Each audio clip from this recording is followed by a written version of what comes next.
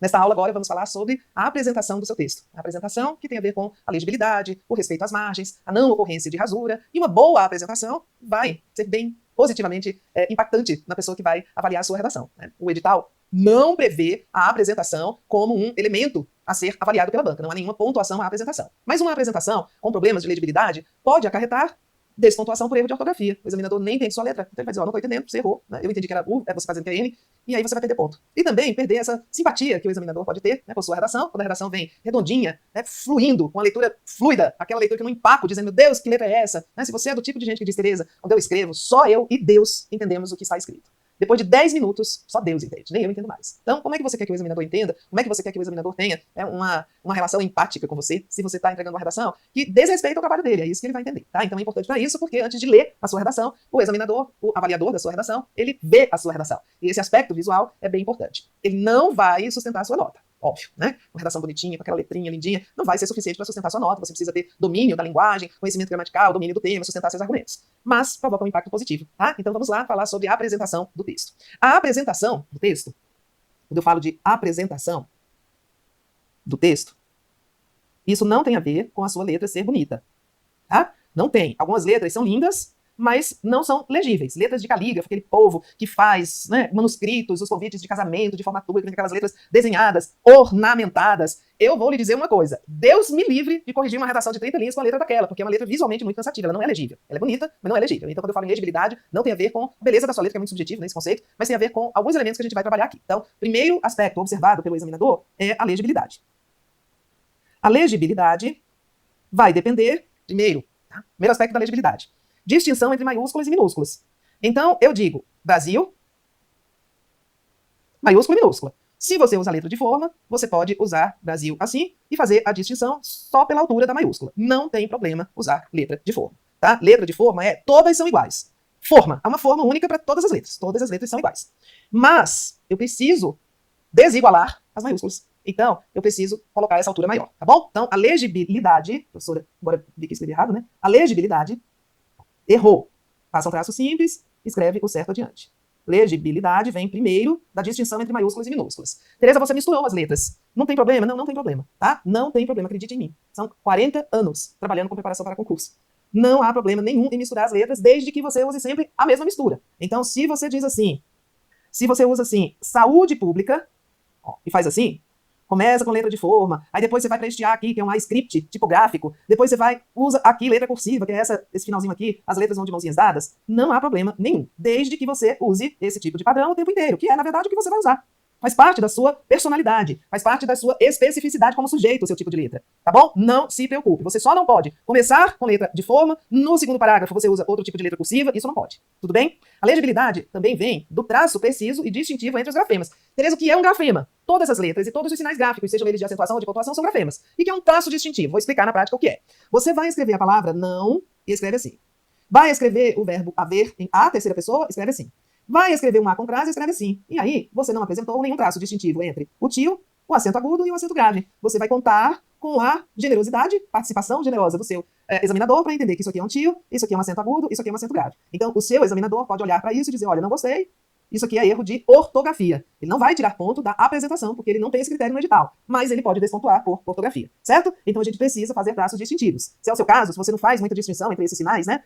O tio, o acento grave e o acento agudo, comece a treinar isso, tá? Ou então gente que vai escrever e escreve assim, depois de tantos e faz um N que é invertido, vira um U, e o M vira um W, isso também é comum, né, para algumas pessoas, isso também não pode, porque isso aqui vai ser considerado erro de ortografia. Então a legibilidade vem, vamos lá, vamos para o nosso checklist. A legibilidade vem da distinção de maiúsculas e minúsculas, da uniformização da letra, ainda que você misture os tipos, mas é uma mistura uniforme dentro da sua peculiaridade, da sua particularidade. E vem do traçado distintivo dos grafemas, né, para saber que isso aqui é um tio e não um acento agudo. A apresentação do texto tem relação também com as margens. Então você vai fazer o recuo de parágrafo. Essa setinha que eu vou pôr aqui não é para você fazer na prova, é só para eu dizer o que é um recuo de parágrafo. O recuo de parágrafo é essa distância entre a margem esquerda e o início do parágrafo.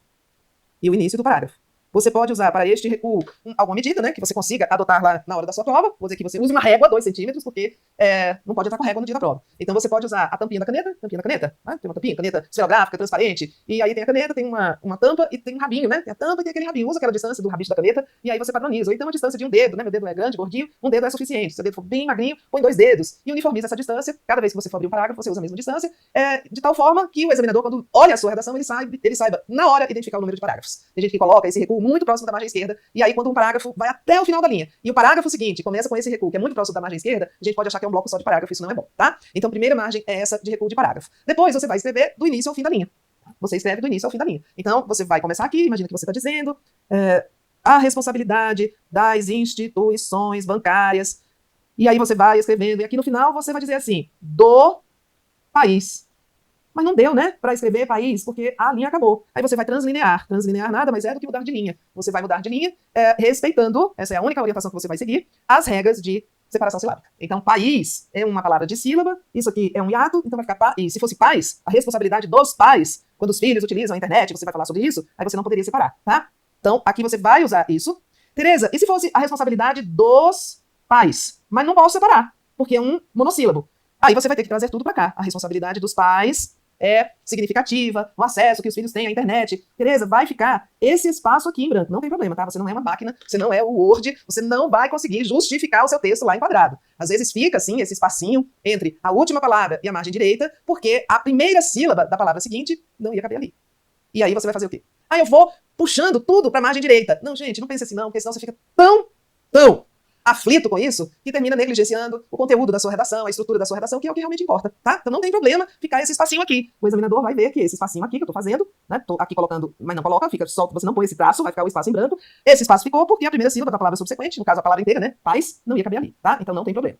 Tereza, e quando eu não tiver espaço nem para colocar o hífen, eu vou dizer que as instituições bancárias são responsáveis pelo aprimoramento da... Aí eu não tenho, imagine, né? Aqui já não deu certo, vou simular, preciso simular, porque essas coisas naturalmente ocorrem, porque você está escrevendo em prosa de maneira linear, e a linha acaba, e as palavras, né?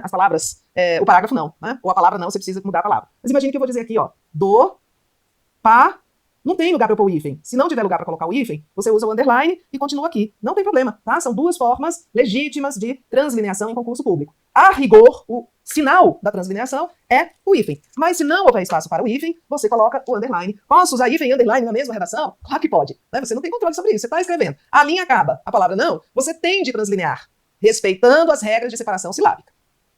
Se couber o hífen, você vai de hífen, que é o plano A. Se não couber o hífen, você usa o underline, que é o plano B. Continua aqui, respeitando as regras de divisão silábica, tá bom? Não tem problema nenhum. Se você for separar uma palavra composta, cujos elementos são ligados por hífen, ou um verbo ao qual esteja ligado um pronome em ênclise e depois do verbo com hífen, e na hora do hífen é a hora de mudança da linha, você vai fazer o que a gente chama de dupla hifenização. Olha só o que a gente vai fazer. Então, eu vou dizer aqui, coloquei um ponto, e aí vou dizer assim, pode-se, só que, ó, tem o C, né? Aí eu faço isso aqui. Só nessas situações, nós podemos colocar o hífen no início da linha. Se nós estivermos translineando ou uma palavra composta cujos elementos são separados por hífen na hora do hífen, ou um verbo em ênclise como aqui. Então a gente usa um hífen aqui, pode ser underline se não couber, e o outro hífen aqui, para dizer para o examinador que um hífen é da divisão, o outro hífen é da própria palavra. Tá bom? Tereza, vamos lá, tô entendendo tudo. Tereza, se eu errar uma palavra, o que é que eu faço? Porque a apresentação também tem a ver com a não ocorrência de rasura, né? Não ocorrência de rasura. Legibilidade, as margens e a não ocorrência de rasuras. Eu aqui já fiz uma retificação. Podia ter apagado, claro, porque minha borracha está aqui, né, no meu tablet, mas eu não apaguei para dizer para você que isso acontece, não tem problema nenhum. É uma forma, essa aqui, ó, de você retificar o seu erro, não é considerado rasura, tá bom? Mas vamos lá. Se eu errar uma palavra e perceber na hora, como aqui, ó, errei a palavra errar, mas eu não percebi na hora. Eu já escrevi. Então não vale a pena eu passar o risco em tudo. Vale a pena eu fazer assim, ó, e colocar aqui em cima. Minha redação já está toda pronta. Tereza, mas pode isso? Pode. O examinador, se ele não empacar aqui, se ele ler com fluidez, se ele não ficar, meu Deus, o que está escrito aqui, ele não vai despontuar você, tá? E se você não corrigir, você vai perder ponto por ortografia, porque a ortografia está lá no seu edital. Então corrija, porque além de tudo você ainda salva a sua reputação. Olha, eu errei, mas eu sei que errar não é assim. Mas se eu errar uma palavra, e na hora que eu estiver passando a limpo, escrevendo eu perceber, é no mesmo momento, aí eu faço assim e escrevo o certo adiante. Se eu errar uma palavra e perceber na hora. Então, isso aqui é quando, o primeiro, quando você erra uma palavra e só percebe depois, e esse aqui é quando você erra uma palavra e na hora você percebe. Tereza, eu errei uma vírgula, passa um traço sobre a vírgula. Tereza, eu errei um ponto, passa um traço sobre o ponto. E por aí vai, é pra tudo. Tereza, posso colocar entre parênteses o erro assim? Não, não pode. Tá? Não pode, porque aí vai ser erro de pontuação, porque os parênteses não servem para isso em redação. Né? Os parênteses em redação servem para... Aqui, Hermínia, toda vez que eu uso a borracha, ela apaga um monte de coisa. Aqui, ó, se eu errar, pronto. Se você usar parênteses, você vai cometer um erro de pontuação. Os parênteses servem para isolar termos de natureza explicativa, né? Aposto explicativa, oração explicativa, mas não para isolar o erro. Então, faça assim como eu estou dizendo. Tereza, e se, que eu sei que há uma angústia, né, aí que habita você, sobre a apresentação do texto, e há muitos mitos que a gente precisa derrubar para simplificar a nossa vida, né? E para colocar o nosso foco, claro, numa apresentação boa, respeitosa para o examinador, mas o nosso foco é a estrutura e o conteúdo, que é o que vale realmente a nota. Tereza, se eu esquecer uma palavra, vou esquecer a palavra. Se eu esquecer uma palavra no texto e só perceber depois, já escrevi o texto todo e aí vou reler, e aí eu chego aqui nessa linha, se eu esquecer uma no texto, não faz sentido, esqueci a palavra aqui. Aí você vem aqui e acrescenta, com muita discrição, sem chamar a atenção para o erro, você acrescenta a palavra que você esqueceu. Pode, Tereza, que alternativa você tem? Deixar sem a palavra? E aí não vai fazer sentido, você vai perder muito mais. Desse jeito, provavelmente você não perderá nada. Nada, porque a legibilidade é o limite, não foi alterada aqui, a pessoa entendeu que eu inseri a palavra aí. E se você não colocar, sua frase não vai ter sentido. E aí você vai perder no conteúdo, você vai perder na coerência. Então, vamos inserir. Mas não vamos colocar gaivotinha. Que gaivotinha, Tereza? Vou colocar agora que você vai perceber. Muita gente coloca essa gaivotinha. Eu vou colocar, mas não é, tá? Pra você fazer. Ó, não é. Fazer isso aqui, essa gaivotinha. Não faça essa gaivotinha, tá bom? Você vai lidar com o erro da forma mais discreta possível. Ó, você vai lidar, ó, que inferno, que eu apago uma coisa e apaga tudo. Eu não vou tirar essa gaivotinha se eu esquecer uma palavra no texto e só perceber depois. Se eu esquecer uma palavra. A gente lida com o erro da maneira mais discreta possível. Vale para a redação, vale para a vida. Quando você errar, você não chama atenção sobre o erro. Você age com discrição e continua como se nada tivesse acontecido. Quando você faz, né, pega o erro, se eu errar, ai meu Deus, errei, faz assim. Ou quando você usa gaivotinha, antes de o examinador ler o seu texto e ver os seus acertos, ele vê o seu erro. A gente não quer um cartão de visita que mostre o nosso erro. Então, haja com discrição. É daí que vem a pontuação da apresentação do texto, da legibilidade, das margens, da não ocorrência de rasura. Eu acho que eu contemplei todos os aspectos da apresentação textual. Legibilidade, margens, não ocorrência de rasura, tipo de letra que você pode usar, né, como é que você faz as margens, a translineação, se eu errar, perceber na hora, se eu errar e perceber depois. Mas é claro que você pode ter aí dúvidas, né, na sua cabeça, perturbando a sua fluidez da redação. Muitas vezes essas dúvidas são decorrentes de histórias que você ouviu. E, obviamente, você pode usar o nosso canal de comunicação, que é o Fórum de Dúvidas, para fazer as suas perguntas, né? Mas eu coloquei aqui esse arrazoado de dúvidas, essa coletânea de dúvidas que normalmente os alunos têm, e que poderia ser a sua.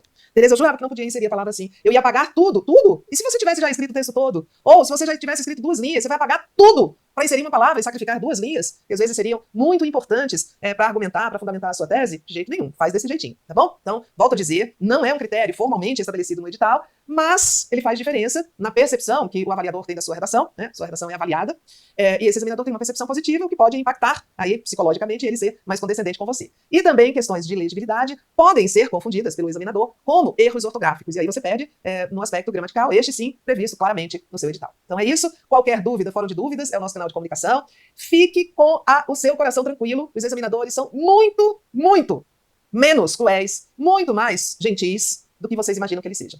Tá? Então, não há esse espírito de crueldade, né? Principalmente nessa banca, Cesar Rio, que costuma ser assim, muito generosa com as notas dadas à redação. Lembrando que para ter a redação corrigida, você precisa ter passado por um funil, por um filtro, né? E de ter ficado bem classificado na prova objetiva. Então, você já demonstrou suas habilidades, inclusive com a língua portuguesa. Tá bom? Então, é isso. Porque quando a gente fala redação corrigida na Cesar Rio, é a redação corrigida realmente, né?